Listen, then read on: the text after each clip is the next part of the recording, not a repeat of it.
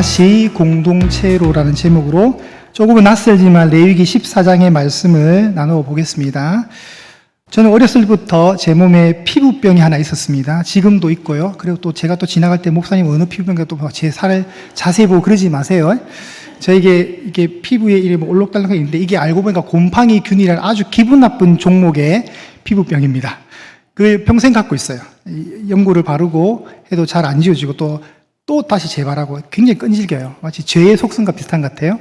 여러분이 사람이 살면서 영적으로 볼 때 가장 피폐한 영혼이 있다면 귀신 들린 자입니다. 성경 속에서 볼 때. 근데 육체적으로 가장 비참한 사람은 누구일까요?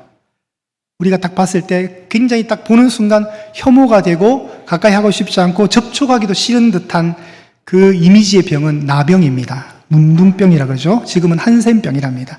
이 나병은 하나님의 저주와 심판의 아주 대표적인 상징이고 부정의 표징입니다. 표징. 부정의 가장 표징이에요.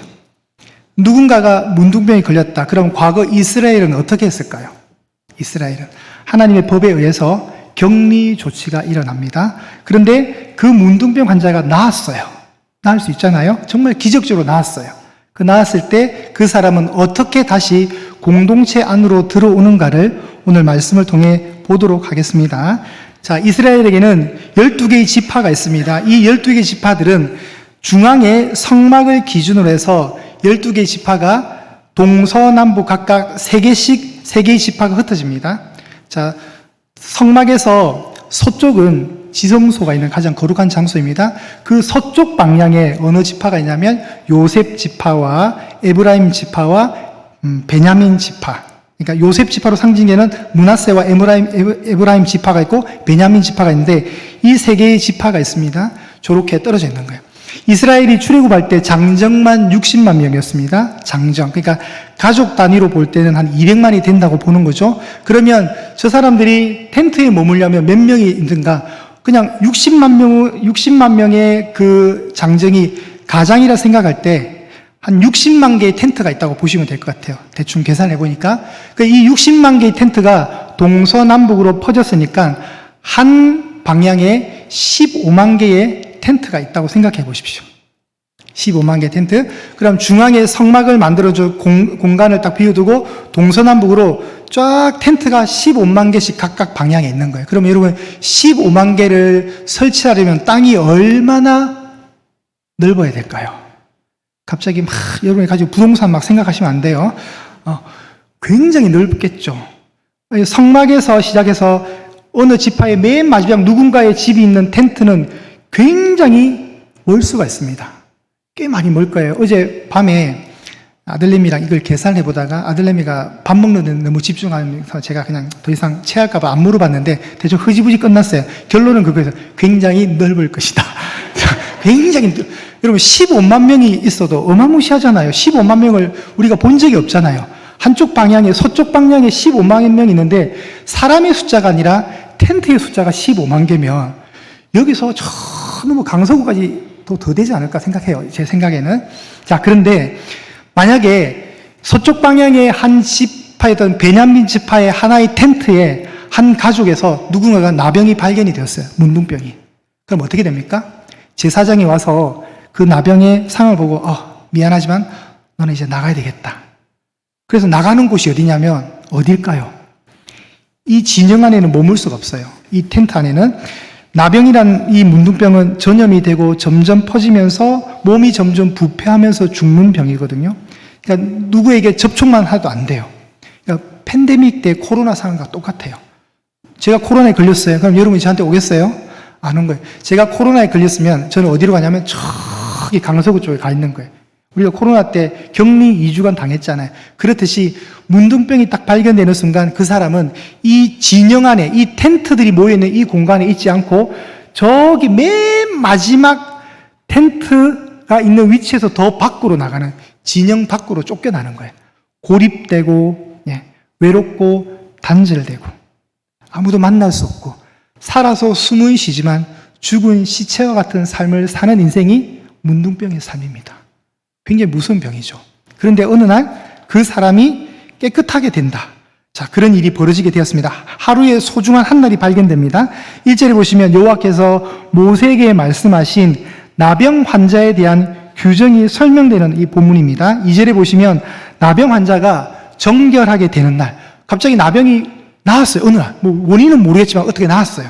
나으면 그 사람은 누구에게 검사를 받아야 되냐면 제사장에게 검사를 받아야 됩니다. 당시에 제사장은 하나님과 인간 사이에 중보의 역할을 하니까 지금은 의사한테 받아야 되지만 당시 구약에서는 제사장이 판별하는 거예요. 그 제사장에게 데려갑니다. 그러면 3절에 보세요. 제사장은 진영에서 나가는 거예요. 그러니까 이게 무슨 말이죠? 아까 동서남북에 있던 그 중앙 성소에서 나병 환자가 있는 저 진영 저 어딘가까지 걸어서 가는 거예요. 그럼 오늘처럼 폭염이 강한 이런 날 아마 제사장은 아마 굉장히 화가 났을 거예요. 신경이 납니다. 내가 왜 이렇게 씩씩거리면서 갔을 수도 있어요. 자, 멀리까지 갑니다. 그리고 그 환자를 딱 보면서 나병 환부를 보면서 나았다 생각이 들면 제사장은 준비물 4가지를 요청합니다. 4절에 나옵니다. 4가지니까 4가지. 4절에 제사장은 그 정결함을 받을 자를 위하여 명령하여 살아있는 정결한 새 2마리, 백향목, 홍색실, 우슬초를 준비해야 됩니다. 올려주세요. 이 4가지 준비물을 딱 준비해서 자, 그 다음 단계를 진행해야 됩니다. 5절에 보시면 제사장은 또 명령하여 그 새 하나는 흐르는 물 위 질그릇 안에서 잡아야 됩니다. 자, 쉽게 말하면 잡다는 말은 죽인다는 말이죠. 죽인다는 뜻이 됩니다. 그리고 6절에 2마리가 있었으니까 1마리는 죽게 되죠. 1마리는 살아있단 말이에요. 그 살아있는 새는 산채로 잡아다가 백항목과 홍색실과 우슬초와 함께 가져다가 흐르는 물 위에서 잡은 새의 피를 찍어 나병 환자에게 나병에서 정결함을 받을 자에게 몇 번? 7번을 뿌립니다. 자, 다시 죽은 새에서 피를 우슬초에 발라서 나병 환자에게 7번 뿌리는 거예요. 이렇게. 여러분, 우리가 옛날에 드라마나 영화에 보면 막 무당들이 뛰잖아요. 막 뛰면서 으이 하잖아요. 이게 다 레이기에서 나온 거예요. 레이기 나온 거 보고 뺏긴 거예요, 여러분. 그게 아주 독창적으로 개발된 게 아니라 다 가짜들이 진짜 그거 보고 뺏기는 거거든요. 막 이잖아요. 뿌리잖아요. 그렇듯이 또 설교 끝나고 이것만 기억나면 안 돼요, 여러분. 말씀을 기억해줘, 말씀을.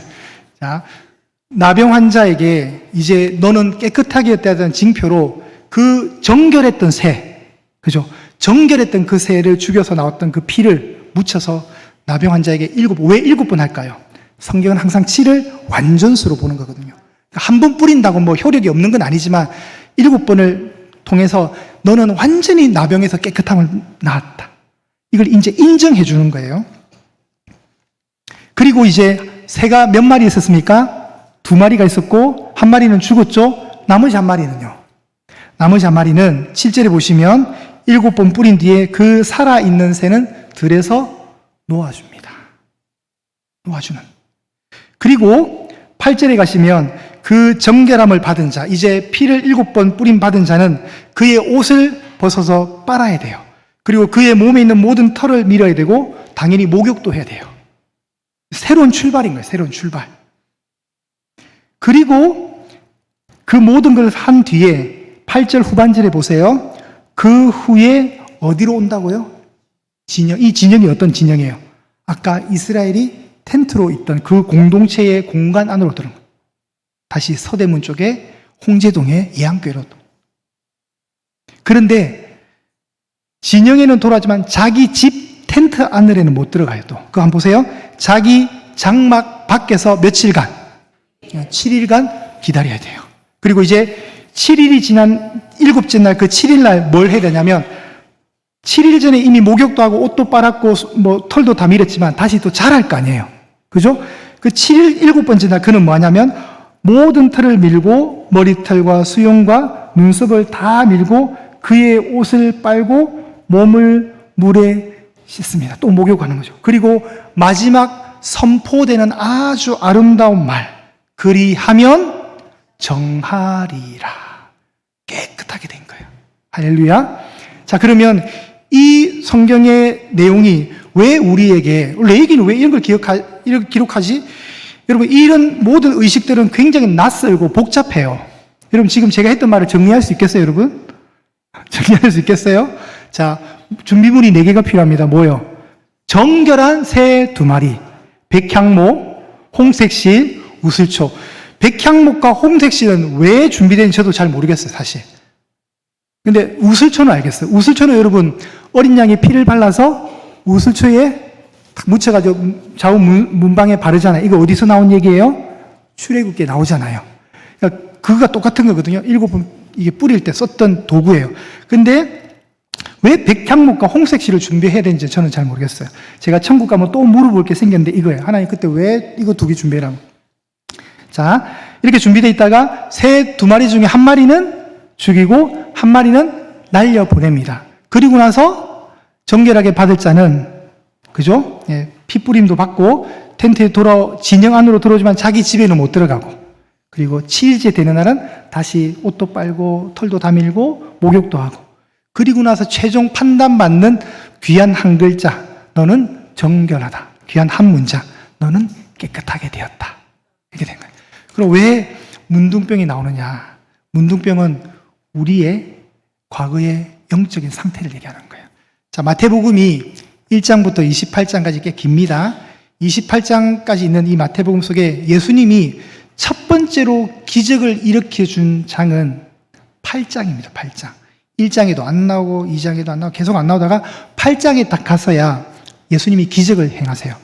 근데 8장 앞에 뭐가 있냐면 5장과 6장과 7장에 여러분이 잘 아는 산상수훈이라는 게 있어요. 심령이 가난한 자는 복이 있나니. 팔복을 쫙 얘기하시고 그의 나라와 의를 구하라 그런 말이 있고, 형제의 뒤를 보거든 판단하지 말라, 형제를 비판하지 말라, 이런 구절도 나오죠. 금식에 관한 거, 그리고 심지어 우리가 늘 고백하는 주기도문도 5장과 6장과 7장 그 사이에 위치를 해요. 그 산상수훈에서 예수님이 설교를 하신 거예요. 긴 시간의 분량 동안 설교를 하시고 이제 산에서 내려오십니다. 8장 1절과 2절 올려주세요. 산에서 내려오실 때 많은 무리도 따르는데, 그때 예수님 앞에 딱 제일 먼저 등장하는 첫 번째 사람이 누구였냐면 한 나병 환자였어요. 이게 뭐죠, 여러분? 우리 인간이 영적으로 나병 환자와 똑같다는 거예요. 그리고 저 나병 환자를 고치는 사건이 예수님이 하신 공생의 최초의 기적이 되는 거예요. 병자를 치유하는 첫 번째 기적. 여러분, 병의 종류가 많기 때문에 환자도 많을 거래요. 근데 왜 문둥병이 나왔냐면, 우리가 예수님 만나야, 여러분, 예수님이 제사장이잖아요. 진짜 대제사장께서 이 땅에 오셔가지고 나병 환자를 고치는 거예요. 근데 저 나병 환자를 생각해 보셔야 돼요. 저 나병 환자는 예수님이 있고 많은 무리가 있는 저 산에 있으면 돼요, 안 돼요? 제가 안 된다고 초반에 그렇게 얘기했는데, 저 멀리 가 있어야 된다 그렇게 얘기했는데 금방 또 까먹으셨죠? 사람들 근처에 오면 안 돼요. 코로나에 걸린 사람이 막 백화점 돌아다니면 안 되잖아요. 왜요? 전염시키니까. 그러니까 이 사람은 굉장한 용기를 가지고 예수님께 온 거예요. 그리고 그 예수님은 또 그 사람을 만나면서, 야, 나병 환자 너 나한테 오면 어떻게 하면서 이렇게 하신 게 아니에요. 또 주여 당신이 나를 깨끗하게 하실 수 있는 믿습니다. 내가 깨끗하게 하느니 가라 이러잖아. 예수님 또 거절하지 않으세요.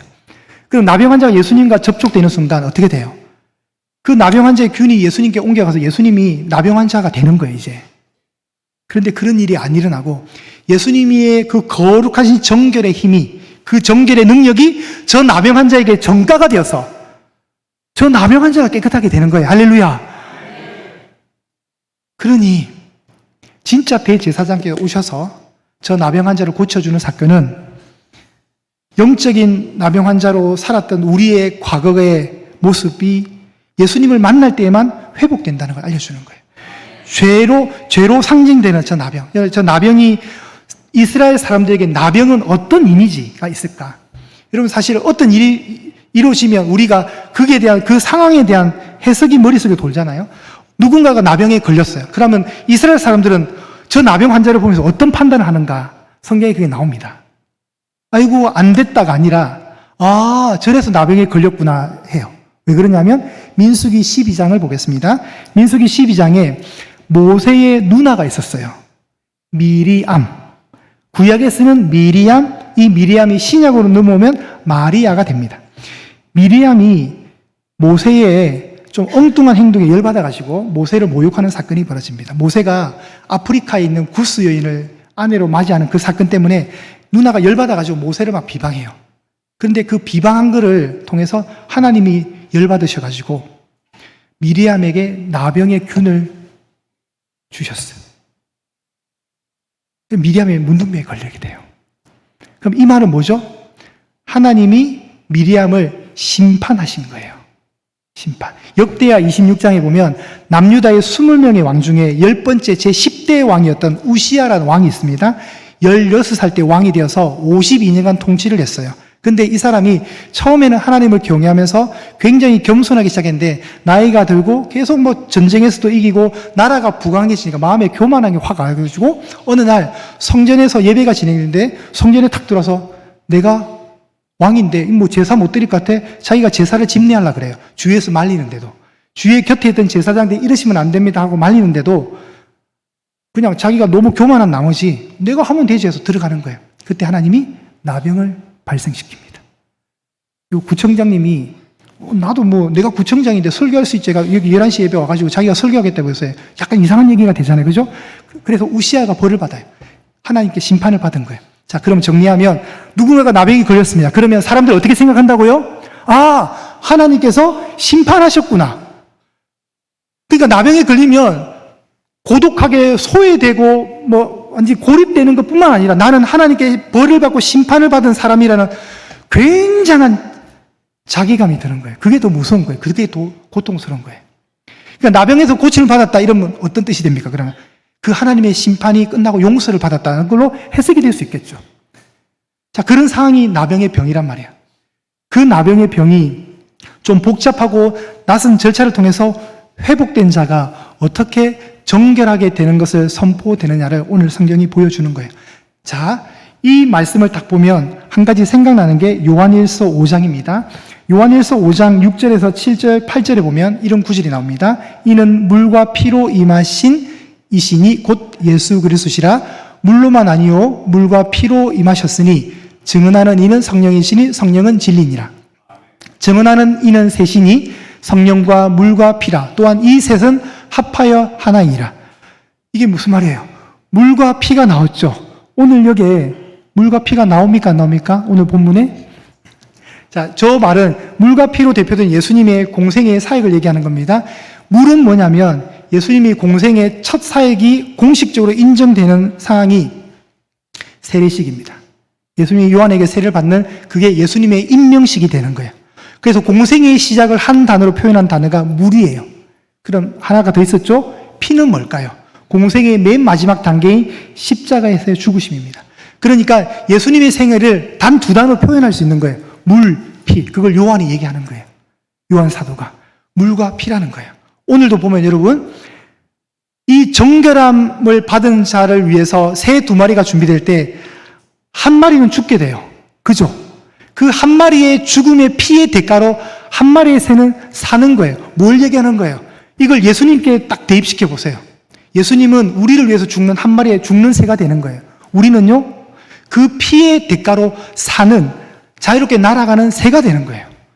예수님의 희생이 그렇게 되는 거예요. 예수님이 문둥병 환자가 되셔가지고 우리가 사는 거예요. 예수님이 성박, 진영박, 골고다에서 혼자 고립되어서 십자가 지셔서 죽잖아요. 그 죽음 때문에 우리가 산 거예요. 그 죽음의 대가로 우리가 저 진 밖에 있어야 되는데 다시 진 안으로 들어오게 되는 은혜가 있다는 거예요. 이게 레위기의 설명이에요. 그래서 여러분, 레위기에는 예수님의 예자도 안 나와요. 그러나 우리가 암송구절 중에 있죠. 너희가 성경에서 영생을 얻는 줄 생각하고 성경을 연구하거니와 이 성경은 곧 내게 대하여 증언하는 것입니다. 그때 나왔던 성경은 신약 성경은 존재하지 않았단 말이에요. 그러니까 너희가 구약 성경에서 영생을 얻는 줄 알고 구약 성경을 연구하거니와 이 구약 성경은 내게 대하여 증언했다. 구약 성경 레위기는 예수님을 증언하기 위해서 기록됐다는 거예요. 근데 오늘 본문에 보면 예수님의 예자도 안 나오고 그리스도의 그자도 안 나와요. 그렇지만 뭘 볼 수 있습니까? 예수님의 십자가의 그림자로 이 본문이 딱 들어가 있는 거예요. 예수님의 격리가 우리를 다시 공동체 안으로 불러들였습니다. 예수님의 희생이 우리를 공동체 안으로 들어보냈습니다. 예수님이 흘리신 피에 7번 뿌림받은 우리가 이제 새로운 생명이 되어 어떤 선언을 받느냐? 9절 끝에 나오는 정하리라. 우리가 정결하게 된 거예요. 우리가 정결하게 되었습니다. 예수님만이 의인입니다. 우리도 의인입니다. 그러나 우리는 압니다. 우리가 죄인이라는 것을.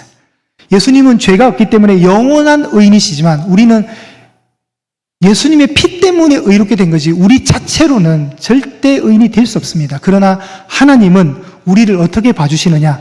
당신의 아들의 희생의 피가 우리를 싹 덮고 있으니까 하나님 우리를 부정하다 얘기 안 해주시는 거예요. 내 아들의 피가 보이니까 내가 볼 때 너는 정하다. 이렇게 인정해 주는 거예요. 이 안에 복음의 내용이 있습니다. 여러분이 이곳에서 예배 드릴 수 있는 것은 영적 나병인으로 있던 여러분을 불러서 이곳에서 예배 드리게 할 수 있었던 것은, 지금도 할 수 있는 것은 하나님의 아들의 피 흘림 때문에 일어난 결과입니다. 그러니 이 본문을 보면 예수님을 볼 수가 있고 은혜를 받을 수가 있는 겁니다. 사랑하는 여러분, 다시 여러분을 공동체로 불러주셨다면, 자, 이제 한동안 신앙이 또 중단되었다가 우리의 영적인 울타리 바깥으로 나가 있는 또 누군가들이 있습니다. 그죠? 그런 분들도 잘 찾으셔서 다시 복음으로 초청하십시오. 그리고 여전히 영적 나병 환자로 있는 불신의 상태로 있는 또 누군가가 있다면 여러분 예수님을 전할 수 있기를 바랍니다. 전도하십시오. 불쌍한 마음을 가지시고, 예안교회는 교회로 돌아오는 길을 준비해 줄 수 있는 복된 교회가 될 수 있기를 원합니다. 맞이할 수 있고 품어줄 수 있고 다시 시작할 수 있도록 도와주는 역할을 하는 귀한 통로로 준비되는 복된 교회가 되었으면 참 좋겠습니다. 여러분 복음을 전하십시오. 이 좋은 예수님, 이 은혜를 마음껏 누리고 있는 여러분의 그 모습 속에 감사와 감격을 가지고 기쁨을 가지고 또 다른 이에게 복음을 전하십시오. 그 능력의 이름, 그 능력의 피가 저와 여러분을 오늘 살렸다는 사실을 잘 기억하시면서 이 한 주도 보혈의 능력에 힘입어 가장 존귀한 그 이름을 붙드시면서 살아갈 수 있는 복된 여러분 되시기를 간절한 마음으로 축복합니다.